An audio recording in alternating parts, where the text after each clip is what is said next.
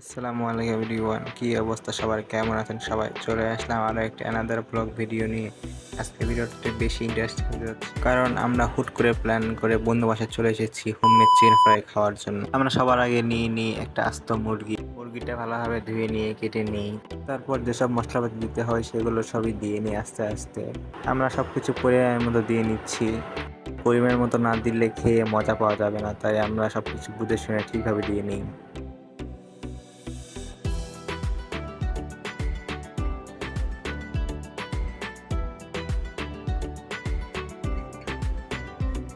আর ঝালটা আপনাদের পরিমাণ মতো দিয়ে নেবেন, বেশি ঝাল হলে কিন্তু খেতেও বেশি মজা লাগে।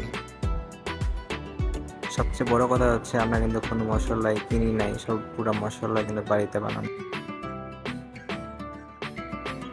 ভালো করে মাখিয়ে নেওয়ার পর আমরা ম্যাগিনেট করার প্রস্তুতি নিয়ে নিই এবং ভালোভাবে ম্যাগিনেট করা শুরু করি।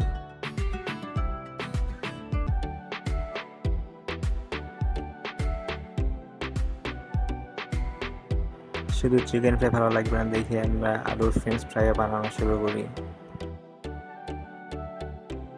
আমরা এগুলো কোনো কিছুতে বানানোর পারদর্শী নই, তাই কোনো ভুল যদি দেখেন অবশ্যই তা ক্ষমার দৃষ্টিতে দেখবেন।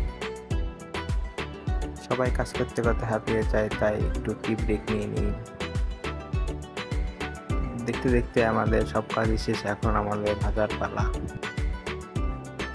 কিন্তু এখানে একটা দুঃখের বিষয় হচ্ছে আমাদের ক্যামেরার চার্জটা ফুরিয়ে যায়, তাই আমরা ভাজার পুরো ভিডিওটা দিতে পারছি না, তার জন্য দুঃখিত।